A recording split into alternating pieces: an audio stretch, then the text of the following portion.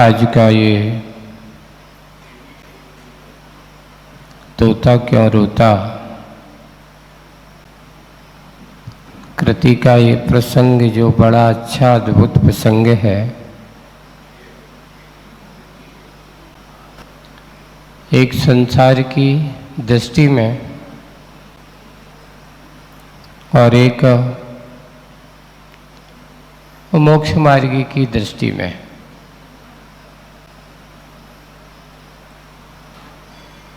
एक संसार में वे जीव भी रहते हैं जिनका उद्देश्य सबको एक दूसरे को साथ लेकर के चलना होता है, और एक जीव वो होते हैं जो कहते हैं मैं हूँ बस, इसके अलावा और मुझे से किसी से कोई मतलब नहीं है। देखो, एक मोक्ष मार्गी का कहना अलग है, लेकिन एक स्वार्थी का कहना अलग है। दोनों में बहुत अंतर है। मोक्ष मार्गी कहता है कि मैं सबको दृष्टि में रखता हूँ, सब मेरी दृष्टि में, मेरी सबकी दृष्टि में है, मैं भी सबकी दृष्टि में हूँ, पर वो कभी स्वार्थमयी दृष्टि नहीं रखता, परमार्थमयी दृष्टि रख करके चलता है। वो भी अकेला है। और एक दूसरा व्यक्ति जो स्वार्थी है वो कहता है सिर्फ मेरा होना चाहिए, बाकी दूसरा और कोई नहीं होना चाहिए, मेरा अस्तित्व के अलावा दूसरे का कोई अस्तित्व की बात नहीं होना चाहिए, मेरा अकेला नाम होना चाहिए, फिर दूसरे का नाम नहीं होना चाहिए। अर्थात वो ये कहता है मेरा काम हो बस, बाकी दुनिया जाए भाड़ में, ऐसा कहता है। एक वो एकाकीपना और एक मोक्ष मार्गी का एकाकीपना, दोनों में बहुत अंतर है। एक की पापमय बुद्धि है और एक की सर्वहिताय सर्व सुखाय ऐसी बुद्धि है। मोक्ष मार्गी कभी अपने बारे अकेले में नहीं सोचता, अकेला होकर के अपने ध्यान में रहता हुआ, लेकिन सर्वहिताय सर्व सुखाय की भावनाओं को रखता है।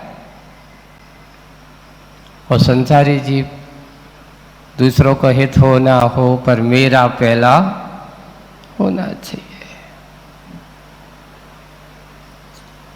किसी को मिले या ना मिले, पर मुझे मिलना चाहिए। ऐसे व्यक्ति सोच रहते हैं, वे कभी भी शांति का अनुभव नहीं कर पाते। कहीं ना कहीं मन में उनको विकल्प बना ही रहता, थोड़ा भी कम होता तो मेरे साथ पक्षपात हो गया, उसको ज्यादा मिल गया, उसको मुझे कम मिल गया, यही दिखता है। अरे जो जितना मिला उसमें संतुष्ट नहीं होता, असंतुष्ट इस बात पर हो गया कि सामने वाले को ज्यादा मिल गया। यही सबसे बड़े दुख का कारण है। उसको ये सोचना चाहिए कि भाई चलो कम से कम अपन को इतना तो मिला है। नहीं मिलने से कुछ मिलना अच्छा है कि नहीं मिलना अच्छा है? समझदार व्यक्ति तो यही कहता है कि कुछ भाई नहीं मिलना था तो उसमें से तो कुछ तो, ये ज्ञानीपना है। अज्ञानीपना क्या है कि मिलने के बाद भी असंतुष्टि का भाव होना, और जाकर के आक्रोशित होना, निंदा गरहार में अपने आप को डाल देना, यह अज्ञानीपना माना जाता है। ज्ञानीपना वही है कि भाई कोई बात नहीं, उसको पुण्य कर्म का उदय था, उसको ज्यादा मिलना था तो मिल गया, मुझे इतना मिलना था तो इतना मिल गया, ठीक है, मुझे इसमें भी आनंद है, उसको उतने में भी आनंद है। यही होना चाहिए। आज की कविता भी बिल्कुल जीवन जीने की शैली हमारी कैसे होना चाहिए, मनुष्य को हम आए हैं तो यहाँ कैसे बनकर के जीना चाहिए, हमारे जीने का ध्येय किस रूप में होना चाहिए, उसी बात का उल्लेख पूज्य आचार्य भगवान ने इस कविता में कहा है। आज का आचार्य भगवान की वह है, ये कहलाती मोक्ष मार्गी की दृष्टि, और एक परोपकार सर्वताय सर्व सुखाय की भावना को लेकर के जीवन जीने वाले की व्यक्ति उसके चिंतन से, उसकी कलम से, उसकी मन के विचारों से अपने सामने इस कविता के रूप में आ रहा है। पढ़ते हैं, पेज है 58। आज का शीर्षक है कैची नहीं सुई बनो। क्या नहीं बनना? कैची नहीं। शीर्षक से ही बता रहा है, कैची नहीं क्या बनना है? सुई बन। चलते हैं, पढ़ते हैं अपन। चिरकाल से बिछड़े, बहुत समय, चिरकाल का अर्थ है बहुत समय से बिछड़े हुए दो सज्जन मिलते हैं। दो सज्जन मिलते हैं वृद्ध अवस्था में। कौन सी अवस्था में? क्योंकि चिरकाल से बिछड़े हैं तो हो सकता है जवानी काल में मिले होंगे, और बहुत समय बाद मिले हैं तो अब कैसे हो गए? बूढ़े हो गए, वृद्ध अवस्था में। परस्पर प्रेम वार्ता होती है एक दूसरे के प्रति, क्या भाई कैसे रहे, कैसे जी रहे हो, क्या कर रहे हो आगे। परस्पर प्रेम वार्ता होती है, गले से गले मिलते हैं, गदगद कंठ से। एक ने पूछा एक से, एक ने पूछा एक से, तुमने क्या साधना की है? तुमने ये नहीं पूछा कि तुमने क्या साधन जुटाए हैं। देखो क्या एक बात है, जो कोई सज्जन, शब्द शुरुआत में क्या दिया? दो सज्जन। यहां पर गृहस्थ नहीं है, लोभी नहीं है, मोही नहीं है। सज्जन से मिलते हैं तो सज्जन क्या क्या होगा? तो अपने यहाँ कहा कि ज्ञानी से ज्ञानी मिले तो दो दो बातें हुई, है ना। और मूर्ख से मूर्ख मिले तो वो क्या करेगा? आपस में टकराव होगा। ज्ञानी और ज्ञानी, सज्जन से सज्जन मिलता है तो वो हमेशा साधना की पूछेगा, साधनों की नहीं पूछेगा। संसार के विषय भोग के बारे में नहीं पूछेगा, वो यही पूछेगा सज्जन कि भाई तुमने अब तक क्या साधना की है। वही हुआ कि गदगद कंठ से एक दूसरे ने, एक ने पूछा एक से, तुमने क्या साधना की है? पर के लिए और अपने लिए, पर के लिए और अपने लिए। उत्तर मिलता है, क्या मिलता है उत्तर? द्वैत से अद्वैत की ओर बढ़ना हो, द्वैत से अद्वैत की ओर बढ़ना हो। टूटे दो दिल, दो टुकड़ों को एक रूप देना हो तो सुनो। टूटे दो टुकड़ों को एक रूप देना हो तो सुनो। सुई होना सीखा हो, सीखा है, सुई होना सीखा है। यानी मैं दो टुकड़ों को एक करने वाला काम करता हूँ, दो को मिलाने वाला काम करता हूँ, दो करने का काम नहीं करता हूँ। यहाँ पर देखिए, कैंची के पास भी दो भाग हैं, और वो क्या करती है बताओ? कैंची का काम एक से दो करना है,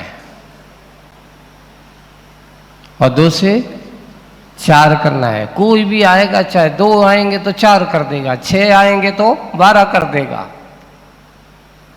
उसका काम है एक से दो करना। पर मैंने अपने इस जीवन काल में जो साधना की है, द्वैत से अद्वैत, द्वैत का अर्थ दो, अद्वैत का अर्थ दो को एक कर देने का नाम एक, दो में एक पना ला देने का नाम, जहाँ दो पना नहीं है, भेद ज्ञान नहीं है। अद्वैत का अर्थ होता है भेद ज्ञान, है ना, और अद्वैत का अर्थ होता है अभेद ज्ञान। दोपन में आत्मा और अपने आप में एक मेघपन हो जाने का नाम अद्वैत पना होता है।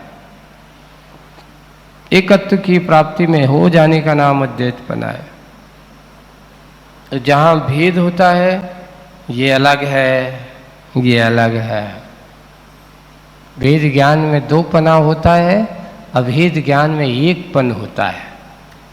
भेद ज्ञान में व्यवहार होता है और अभेद में निश्चयपन हुआ करता है, एक तत्व का भाव हुआ करता है।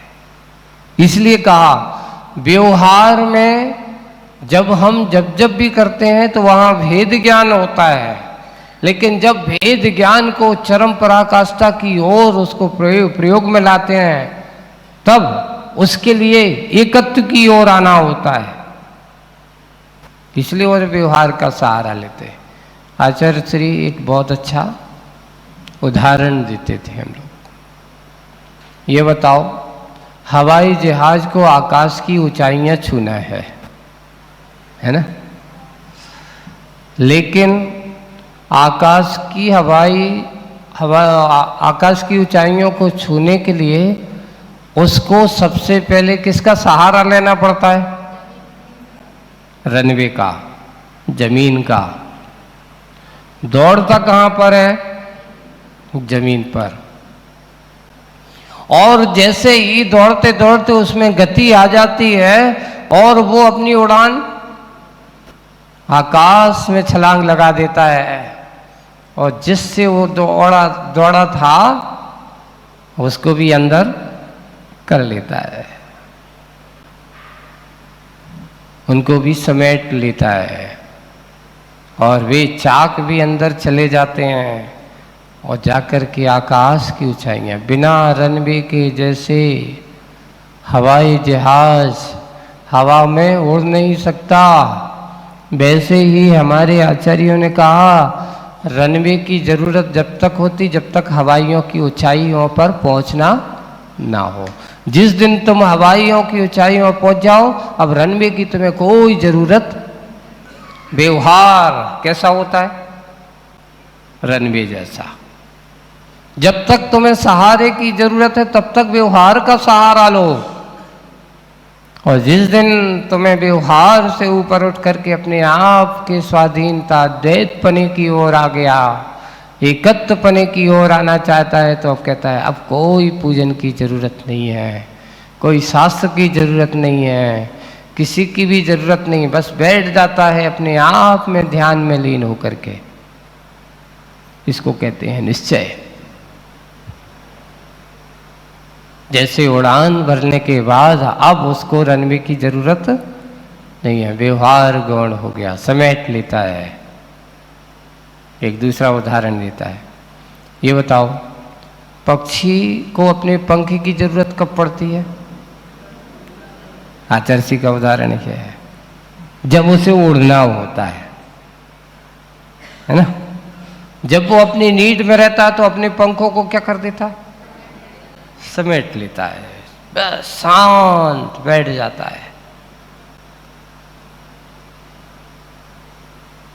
एकांत में अपने आप में लीन हो जाता है, उसको फिर कोई डर।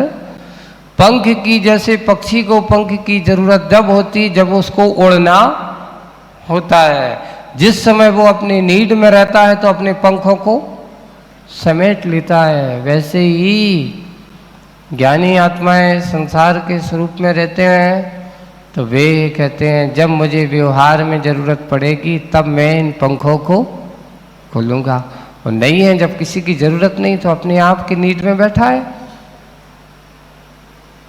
अपने आप में रहने की कोशिश करता है। ऐसे ही आप लोगों को भी एक संसार में आप लोग रहते हो, अपने काम धंधे करते हो, अपने कार्य आदि करते हो, तो आपको दूसरों की जरूरत कब पड़ती? जब ऐसा लगता अब मेरे बस को नहीं है, अब तो इसको कोई ना कोई किसी की सहायता लेना पड़ेगी, तो वो उसी की सहायता में जाता है। और जब तक अपना बन सकता है तो स्वयं शाश्वत होकर के रहता है। और इतना है, सहारा जब तक ही लिया जाता है जब तक तुम्हारे लिए आत्म क्षमता या ये कहो आत्म क्षमता का भान ना हो। जिस समय तुम्हें अपने आत्म क्षमता का भान हो जाए, अब तुम्हें कोई सहारे की जरूरत नहीं है, तो तुम बेसहारा नहीं हो, ये भी ध्यान रखना। अपने आप को ये समझो कि अब मैं बेसहारा हो गया हूं, नहीं। अपने आप को शाश्वत कर लेना, अपने आप को शाश्वत जीवन में ढाल लेना। पूज्य आचार्य श्री का आपको एक बहुत अच्छा प्रसंग सुनाता हूँ। अभी हम लोग जब कुंडलपुर में मिले, ये कहना चाहिए कि आचार्य श्री की द्रव्य दृष्टि, या ये कहो कि उनने अपनी भूमिका को एक दिन से, तुम कहो कि एक दिन में उनने इतनी तैयारी की थी, नहीं। आचार्य श्री की तैयारियां आज से कम 5 साल पहले से तैयारी चालू हो चुकी है। आचार्य श्री ने अपनी भूमिका बनाने, उन्होंने अपने आप को कम से आज से नहीं, कम से 4 से 5 साल पहले अपने आप को तैयार कर लिया था।